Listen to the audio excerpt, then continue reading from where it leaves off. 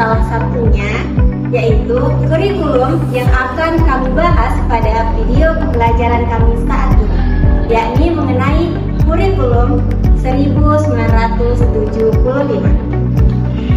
Pada tahun 1975, Indonesia membuat kurikulum 1975 untuk menyempurnakan kurikulum-kurikulum sebelumnya. Kurikulum ini menekankan efektivitas dan efisiensi dalam proses pembelajaran. Pendekatan yang digunakan adalah manajemen by objective atau biasa disingkat MBO. Dalam pendekatan ini, tujuan pembelajaran harus dirumuskan secara jelas dan terukur. Guru menyusun kegiatan belajar berdasarkan tujuan yang telah ditetapkan sebelumnya. Melalui kurikulum 1975, proses pembelajaran diharapkan menjadi lebih sistematis, terarah, dan efektif. Kurikulum 1975 menekankan pendekatan efektivitas dan efisiensi dengan pendekatan manajemen by objektif atau MBO. Untuk penjelasan lebih lengkapnya, mari kita lihat video berikut.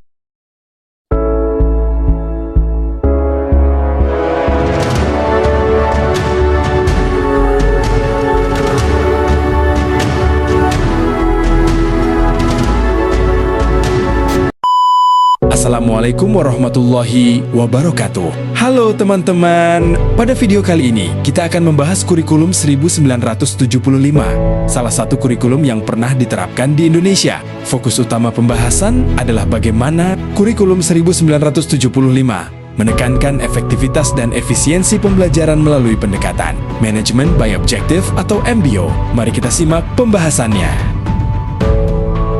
Kurikulum 1975 lahir sebagai penyempurnaan dari kurikulum ke-1968. Pada masa itu, pemerintah berupaya meningkatkan mutu pendidikan agar proses pembelajaran lebih terarah dan mampu mencapai tujuan pendidikan secara efektif. Perkembangan ilmu pengetahuan dan kebutuhan masyarakat menuntut adanya sistem pembelajaran yang lebih terencana.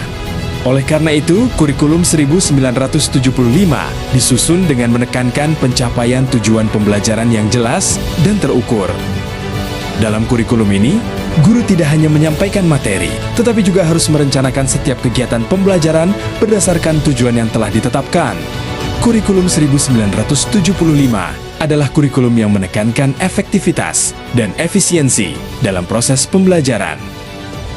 Kurikulum ini berorientasi pada tujuan, artinya seluruh kegiatan belajar mengajar harus diarahkan untuk mencapai tujuan pembelajaran yang telah dirumuskan sebelumnya.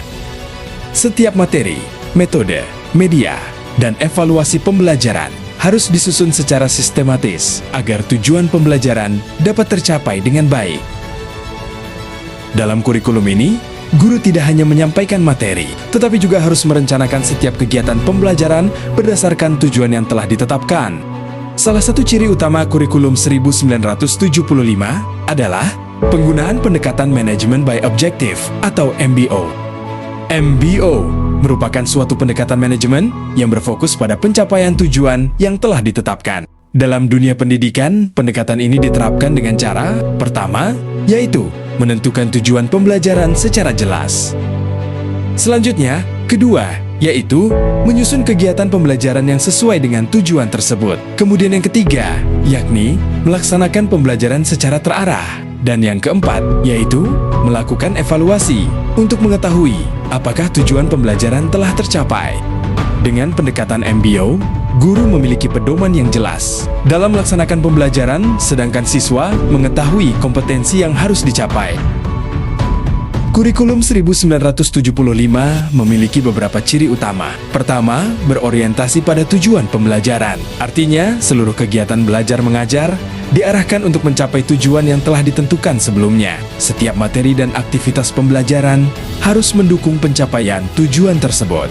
Kedua, menggunakan satuan pelajaran yang disusun secara rinci. Guru menyusun materi, metode, langkah pembelajaran, dan evaluasi secara terstruktur agar proses pembelajaran berjalan lebih terarah dan sesuai rencana.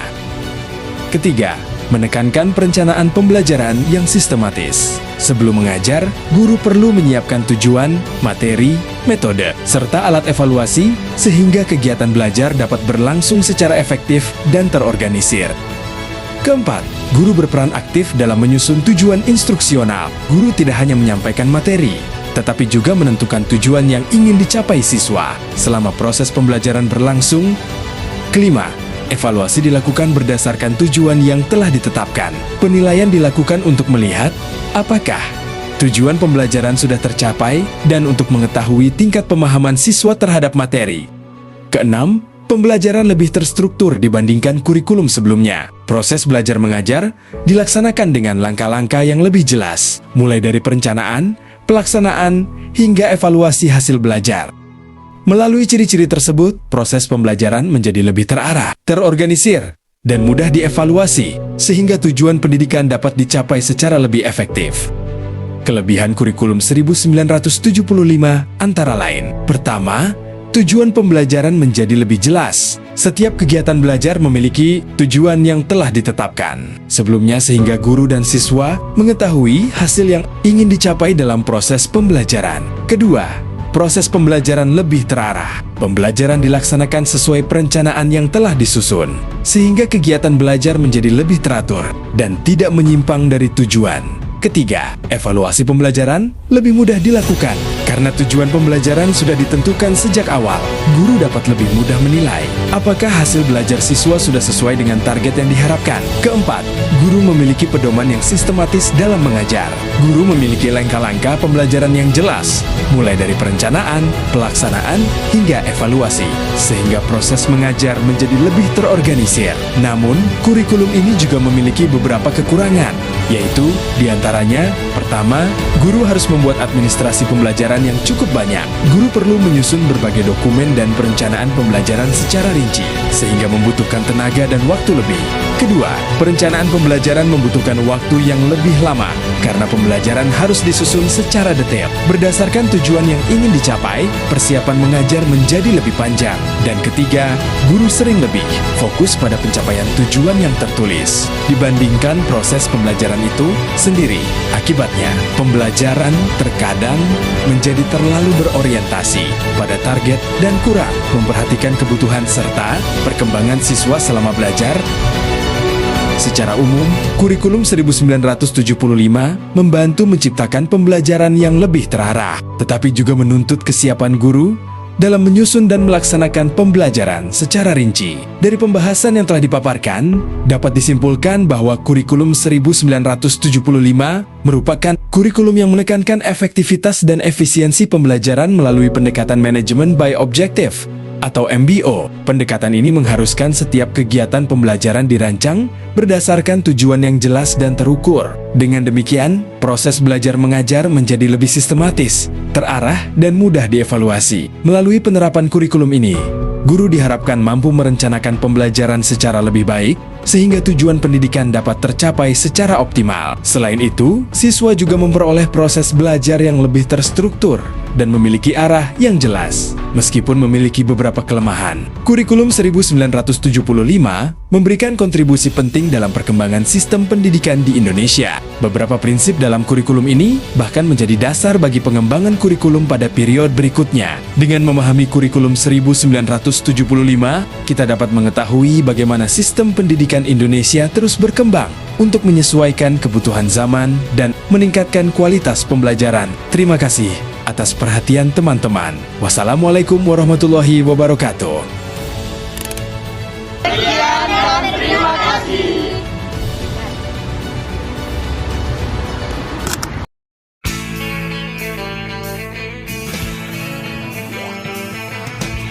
No one told you life was gonna be this way.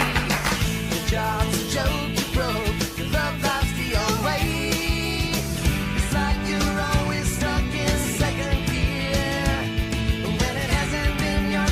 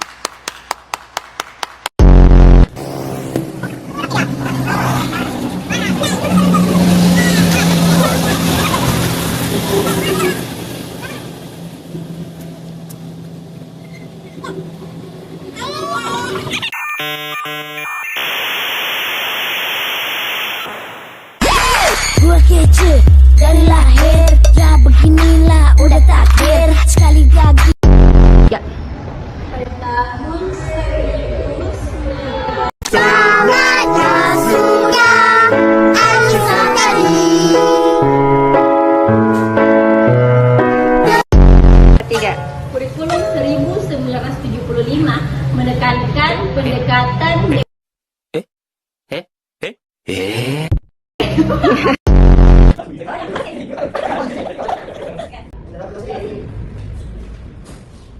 Saya terus terang nggak tahu ini. Tiba-tiba terus terang saya tidak diberitahu, saya tidak tahu, dan saya bahkan bertanya-tanya, kenapa kok saya tidak diberitahu? Sampai hari ini saya nggak tahu.